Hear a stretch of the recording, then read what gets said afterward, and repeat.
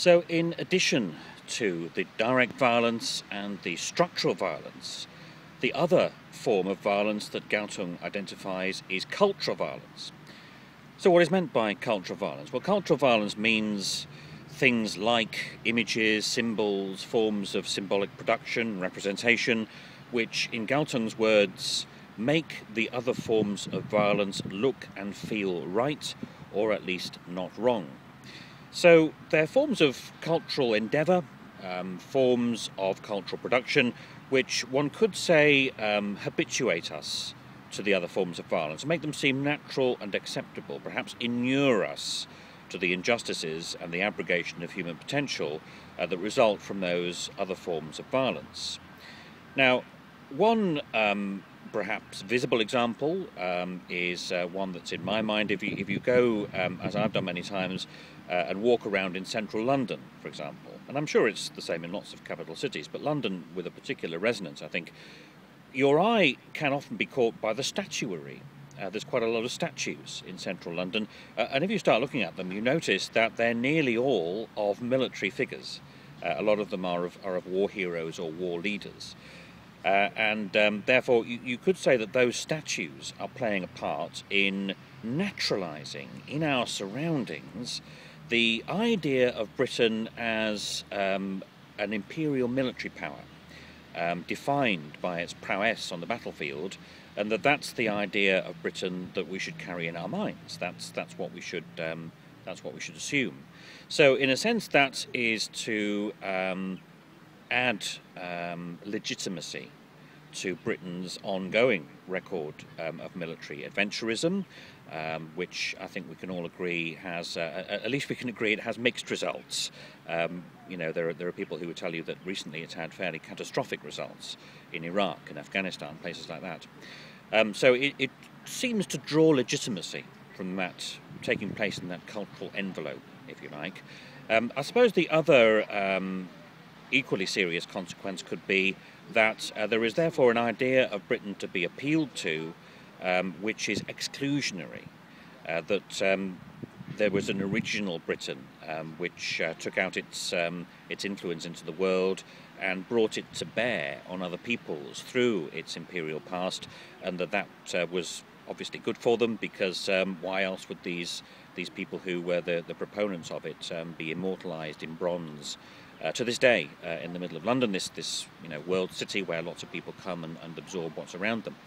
And if there is an epicentre of this phenomenon, it is, if anything, in Trafalgar Square. And Trafalgar Square is gazed over, of course, by the statue of Admiral Lord Nelson, another war leader, on top of Nelson's column. Now, what therefore is the implications for peace? If peace is the absence of violence, can peace be, or can peace require there to be, no structural violence and no cultural violence? Well, that too might be a bit of a big ask. We could wish for cultural and structural violence to go away, but it could be that they're so pervasive that they will always be with us in some form. So therefore, what is required to declare or to decide that a society is peaceful vis-a-vis cultural violence?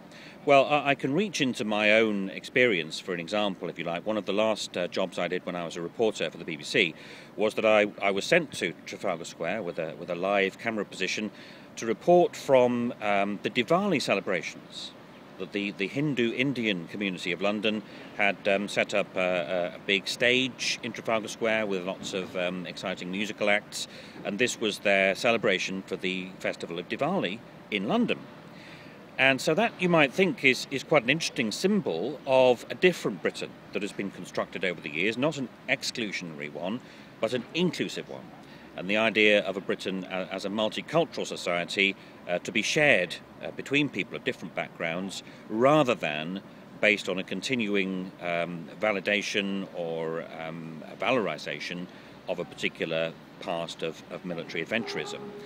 Indeed, I looked over across at one stage and we'd set up our camera position by one of these great kind of basalt plinths on which a bronze statue was sitting, and it turned out to be the statue of General Gordon, who led the British India campaign of the 1850s.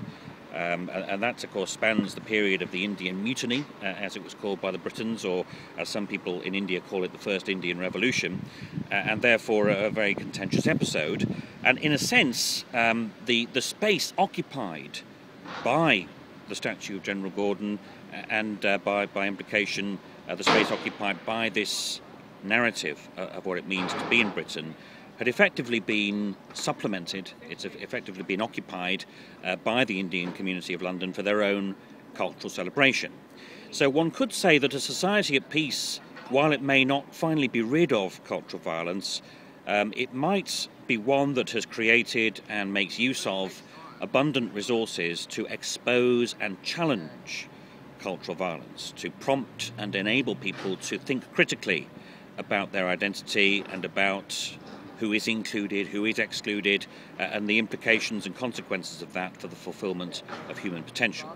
And of course, in London, there's been a great deal of work, as there has been here in Australia, many other places, on anti-racism and challenging, confronting, and thinking through past ideas, old ideas of identity, and what it means to live in this shared space, this shared city today in the 21st century.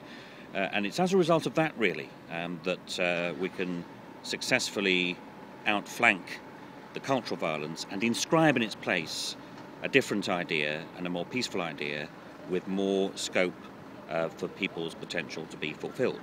So it's that which could be the aspect of peace vis-à-vis cultural violence. It's the resources we can create and use to mobilise, to expose and challenge it. And the feeling that people will therefore have that if they suffer from it, they can be confident that people in the society around them will regard that as a problem and will be willing to join in efforts to oppose it.